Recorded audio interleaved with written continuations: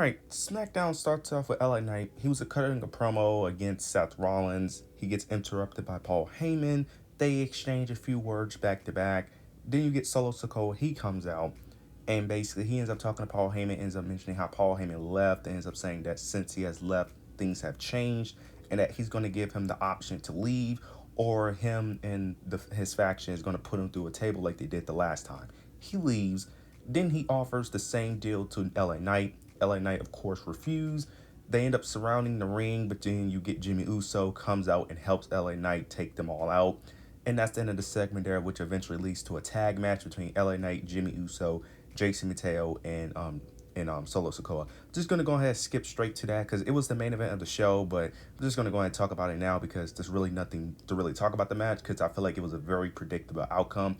The baby faces win, like they always do against this Bloodline faction. It happened exactly how I knew it was gonna happen. The Bloodline win, not the Bloodline. The baby faces win. Don't understand why Solo Sikoa keeps taking the pin as champion. I understand not all champions are built very strong, but like seriously, this is the second time he has been pinned as champion when he didn't need to get pinned as champion. You already have Jimmy Uso facing him at Saturday night's main event. You already got the baby faces winning the match. You didn't need, like, what does him getting pinned does? I don't understand. You didn't need him to get pinned. Very unnecessary. But then after the match, you end up getting Paul Heyman. He's distracting LA Knight. Then you get Bronson Reed and Braun Breaker. They attack him. Braun Breaker hits a spear. Bronson Reed hits a tsunami. And that's how we end the show. Nothing more. I like the Bronson Reed and Braun Breaker involvement in this. Solo, I don't understand why we really needed Solo. I really don't know why we needed this match. I guess to fill time. But yeah, I don't really care about. It's unfortunate because I want Jimmy Uso to win a singles title, just not now. It just haven't been really built up properly in my opinion, so I really don't care for the match, but we'll see how it goes at Saturday Night Main Event. Afterwards, though, we end up getting Soruka, Kairi Sane versus, it was a fatal four-way match, Roxanne Perez and Alexa Bliss, one member of each of the tag teams that's going to be at Evolution. Alexa Bliss wins this match. It was a decent match, but this match happened exactly how I thought it would. I knew Alexa was going to win this match because that's who I'm assuming is going to win at Evolution. It didn't really make much sense for any of the other participants to win, especially the NXT talent. All the tag teams did get involved. You had a moment where Raquel puts Roxanne's feet on the ropes. This then allows Zarya to attack Raquel. Raquel takes her out. She ends up taking out Asuka, but Charlotte Flair took out Raquel. This was a fine match, but nothing really more to really go in depth over. We end up getting a tag team championship match between the Street Profits and the WYATTSICS. And this match, of course, everything is going exactly how I assumed it was going to go on tonight's show. The WYATTSICS win. They end up interfering in the match, which was very surprising because I was told that they was baby faces, but in this match, they came off like heels. So I'm assuming that they're heels now, which I always felt like they were heels because since the day they first arrived on SmackDown, they did a heel move, which was attack everybody. And they had no real reason to attack any of the tag teams. So I always felt like they were heels, but I just assumed they was baby faces. But it looks like they're actually are heels, which I do think is the right move because them being baby faces just doesn't make sense for me, especially for the story that they're telling of them being like the boogeyman of the tag team division. That only works if they're heels. It doesn't work if they're baby faces. But you end up getting Rowan. He ends up interfering. Then you get Angelo Dawkins. He takes Rowan out, but he also takes himself out at the same time. This allowed Dexter and JC to basically team up on Montez, and then Montez ends up taking the pin. So we're getting the WYATTSICS as tag team champions. It's very unfortunate because I actually like the Street Profits reign. Now their reign was good. It was good until the Wyatts came. Once the Wyatts came, the reign became a bit trash because the Wyatts are just, in my opinion, just not that entertaining. So we'll see how this reign goes. I hope this is a good reign, but I have little to no hope because this tag team is just not working for me. I don't know what it is, but this faction entirely is just not working for me. I just find it very boring. I just don't find it that entertaining, but we'll see what this plays out. I hope that I am proven wrong, but I just think this is just going to make the tag team division way more boring, in my opinion, but we'll see how it plays out. We end up getting Logan Paul and Jelly Roll. Oh my god. We end up getting Jelly Roll. He was cutting a live performance. Then you get Logan Paul. He comes out and he cuts the most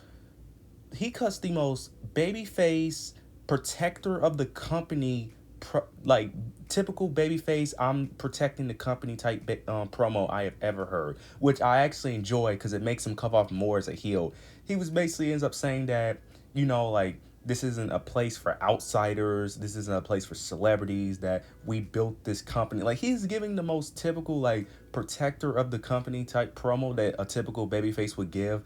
And I just find it hilarious because it fits Logan Paul exactly, because he's an outsider. But this was great. Logan Paul was great. Now, I don't really like Jelly Roll's involvement in this because, look, I understand he's a fan of wrestling. I'm just not the biggest fan of celebrities in general. It's only a few times where I enjoy celebrities in wrestling. Logan Paul is one example. Bad Bunny is another one. But typically when they do like NBA players like Tyrese and Jalen Brunson, I simply don't like it. It just really depends on how you do it. This is a situation where I just don't understand it.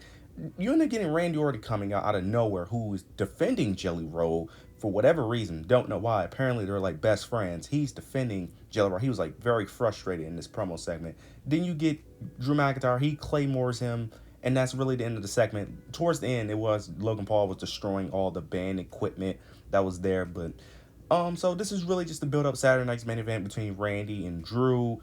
And I heard that he's supposed to get a SummerSlam match, Jelly Roll and Logan Paul. That's supposed to be like the SummerSlam match, which I guess, I mean, it's whatever. We'll see how he performs in the ring. I really don't care for it, but this is where we're going, so it is what it is. But I honestly could care less. We end up getting R-Truth. He's made it clear he is sick of being treated like the class clown. Alistair getting a steel chair. This allowed R-Truth to get a roll-up pin on him. After the match, he tries to follow R-Truth to attack him, but Damian Priest stops him, just telling him to let go, like, let it go, you lost, it's over. Alistair tricks Damian Priest, attacks him, and then that's the end of the segment. So it looks like Alistair Black is going to be a heel, which is very interesting. Because there's really no reason, there's no way you could flip this and still have him be a babyface after this, because you just attacked Damian Priest for no reason. There was really no reason to attack him. You did lose cleanly here. It's not like R-Truth cheated. You decided to be a dumbass, basically, to get a steel chair for whatever reason, and let him roll you up. So he has to be a heel at this point, I'm assuming. I hope they're not about to do the thing where they're like both justified baby faces when only one person is justified here. So I'm assuming Aleister Black is a heel, which I actually think can I think it could be a really good idea if booked right. And Damian Priest as the babyface, I actually like it. So I'm very interested to see how this feud can continue. Then we end up getting the last thing I'm just going to mention. Tiffany Stratton and Trish Stratus. They end up having a promo. It gets interrupted. Thank God, because this promo segment was very hard to watch. These two, the chemistry on the microphone and these two, it's just not working. It's not working mainly because they're both just naturally heels. None of them are baby faces, but they're both trying to come off as baby faces while also trying to add like intensity to this. It's like both of them are just natural heels. They just are. But it gets interrupted by Naomi. Naomi then comes out. She holds the briefcase, about to say some words. Then you get Jade Cargill comes out, attacks Naomi, build towards their match towards Evolution. Then you get security, breaks them apart, and that's it.